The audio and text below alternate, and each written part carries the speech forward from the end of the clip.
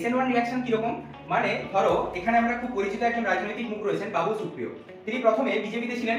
এবার বিজেপি হচ্ছে একটা হ্যালোজেন গ্রুপ মনে করো। কি রকম টাইপের? ধরো এইখান থেকে হ্যালোজেন গ্রুপ রয়েছে আর এখান থেকে চারটে আমরা অ্যালকিল গ্রুপ ভাবলাম। তাহলে এই যে চারটে অ্যালকিল গ্রুপ সেটা R1 R2 এবং R3 এবং এই পদ্মফুলটা হচ্ছে হ্যালোজেন।